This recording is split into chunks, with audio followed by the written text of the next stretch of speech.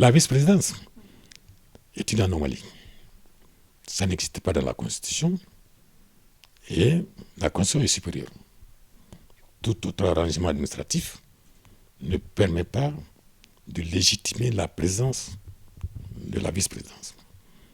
Mais en vérité, en ce qui concerne les structures de Djoni Maya Blum, c'est une obstruction et qui devait être soumise par la coordination nationale de veille stratégique et citoyenne à l'appréciation du comité d'obstruction des Nations Unies. Avec le poste de vice-président, nous faisons de l'analyse scientifique. La loi 04051 du 23 novembre 2004 portant organisation générale de la défense en suivant la planification de défense, un système de défense stratégique, prévoit 3 ministères d'État. Le ministère d'État chargé de la défense militaire et des opérations extérieures françaises ou des Nations Unies, comme dans la MINUSMA. Le ministère d'État chargé de la défense civile et stratégique des nations et le ministère d'État chargé de la défense économique et stratégique des nations. Alors, ils sont au même niveau administratif.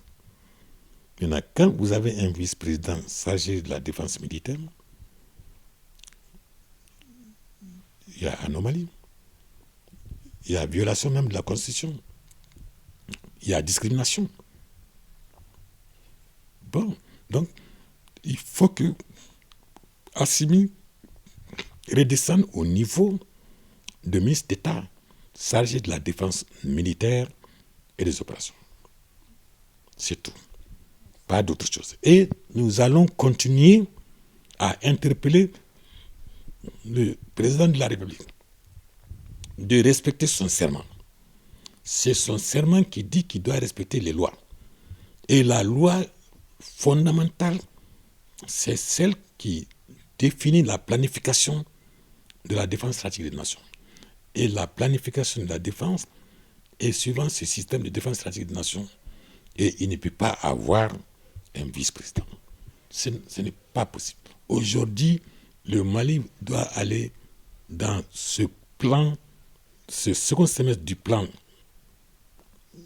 du 1er janvier 2021 au 30 juin 2021. Le Mali doit amorcer le processus de convergence de vues vers la souveraineté économique du Mali, l'indépendance économique, monétaire et sécuritaire de l'Afrique. Et la présence de Goïta, enfin pas de Assimi, Goïta à ce niveau-là est une obstruction. Et le réseau africain de coordination nationale de veille stratégique interpelle incessamment le président de la transition de respecter la demande du citoyen. Nous voulons avoir la dignité retrouvée, la garantie de la société restaurée, la croissance économique relancée selon une stratégie, et pour avoir la rémunération revalorisée. Et ça demande de la planification.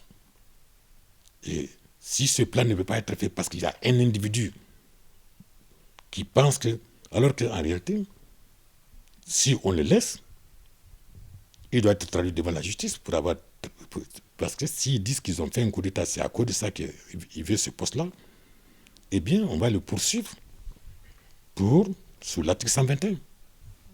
C'est un crime imprescriptible. C'est pourquoi nous avons défendu la thèse de renonciation volontaire d'une entente le 19 août autour d'une renonciation volontaire du président Ibrahim Boubacar Keïta de la balance de son mandat, afin que nous soyons dans les nouvelles normes internationales de gouvernance, de stabilité et de développement.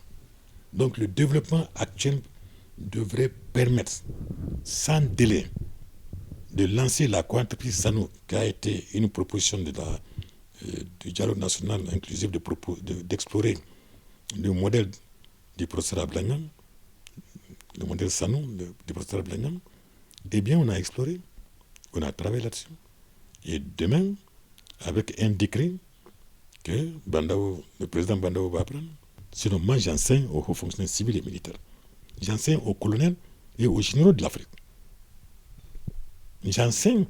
J'ai eu comme lauréate la colonelle Nema Sagara. Elle est populaire. Et elle était très bien. Pendant son passage de 15 jours à Washington, au Pentagone. Les Assimi, ils ont répondu à une demande de mobilisation générale, son l'article 4 de la loi 0451. Et c'est très bien. Ils ont été réquisitionnés. Mais aller de la réquisition pour mettre une emprise sur le futur du monde, parce que c'est de passer de la mondialisation à la globalisation, c'est exagéré. Et il doit quitter sans délai ce poste. Mais de devenir ministre d'État. Et le ministre de l'administration territoriale devient ministre d'État chargé de la défense civile.